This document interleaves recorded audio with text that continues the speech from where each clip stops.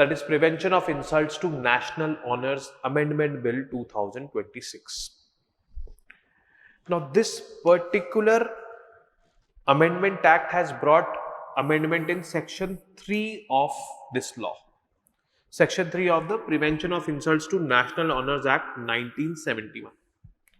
In section 3, there was National Anthem, Jana Gana Mana. Now there has been an addition, and the national song Vande Mataram has also been included. But in other sections like section 2 and all, there are national flags and Constitution of India. Means if you dishonor national flag, Constitution, national anthem or national song, it is a punishable offence as per Prevention of Insults to National Honours Amendment Act 2026. So the bill extends, this amendment bill extends the same legal protection available to national anthem Jana Gana Mana to national song Vande Mataram. Because in section 3 Jana Gana Mana is there, in section 2 these two are there. It makes it an offence to intentionally prevent the singing of Vande Mataram or disturb an assembly engaged in its singing. If you intentionally prevent the singing of Vande Mataram, that is a punishable offence, or disturb an assembly engaged in its singing, that is a punishable offence. Why was the amendment proposed? The 1971 Act already provides legal protection to national anthem. But during the Constituent Assembly meeting, when our constitution was being discussed on 24 January 1950, Dr. Rajendra Prasad, the presiding officer of that Constituent Assembly, stated that Vande Mataram should be honoured equally with Jana Gana Mana, but it was not considered back that time. Okay. So, but now it is considered. Now, key provisions, amendment to section 3, it covers both Jana Gana Mana and Vande Mataram. Prohibited acts, a person commits an offence if she intentionally prevents the singing of national anthem or national song, causes disturbance to an assembly engaged in singing either of them. So, this is what you need to know and understand. Key changes introduced in this Amendment Act. Scope of protection, earlier it was applicable only to the national anthem, now it is applicable to national anthem and national song.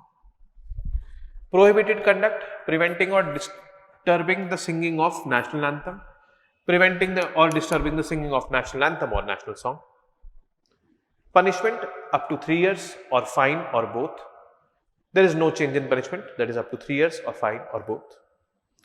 Repeated offenders, minimum 1 year imprisonment. Minimum 1 year imprisonment for second or subsequent offences under section 2 or 3.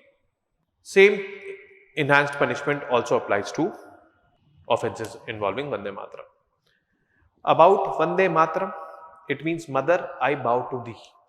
Means, He Mata or He Matra, मैं आपके सामने झुकता हूँ. I bow to thee. Composed by Bankim Chandra Chatterjee, it was first published in Banga Darshan on 7th November 1875. Later included in this novel Anand Math in 1882. Musical adaptation set to music by Rabindranath Tagore. First sung at 1896 Indian National Congress session in Calcutta. Now these are the facts which become very important for prelims. Role in freedom movement. It became a powerful symbol of India's freedom struggle. It first used as a political slogan during Swadeshi movement on 7th August 1905. We know what the Swadeshi movement was for, and we know now what I would say the 7th August now is. Okay. But anyways, first used as a political slogan in Swadeshi movement. Before that, musical compilation of Vande Mataram and all had been done by Rabindranath Tagore. It was, this term was coined by Bankim Chandra Chatterjee. Constituent Assembly recognition on 24 January 1950, Dr. Rajendra Prasad stated that Vande Mataram should be honoured equally with Jana Gana Mana. Prevention of insults to National Honours Act 1971.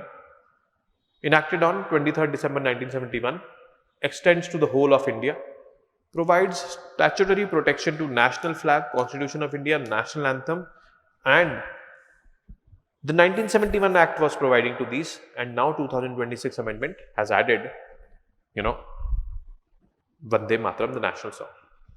Okay. So, Section 2, National Flag and Constitution.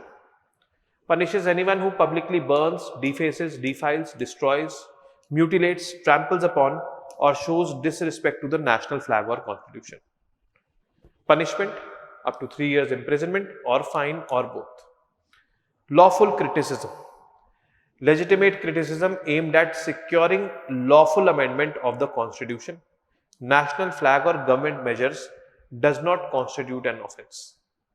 Legitimate criticism aimed at securing lawful amendment of the constitution. If you are aiming to bring some changes in the constitution, that is not equal to disrespect. Okay, that is not an insult. If any changes you want to propose in the national flag, that is not an insult. So that is what lawful criticism is accepted. Section 3, National Anthem, punishes intentional prevention of singing of the national anthem or causing disturbance during its singing. Punishment up to 3 years, fine or both. Section 3A, repeat offence, inserted through the 2003 amendment. Provides minimum 1 year imprisonment for second and subsequent convictions again under Section 2 or 3. Means Section 3 or Section 2, which entails constitution and the flag. If you are a repeat offender, Section 3A was for repeat offenders. So for Section 2 or 3, if you are repeating an offence, then minimum 1 year imprisonment. Following the 2026 amendment, the same enhanced punishment also applies to the repeat offence for if you insult Vande Mataram. So Vande Mataram has been added over here. National anthem or national song. This has been the amendment over here.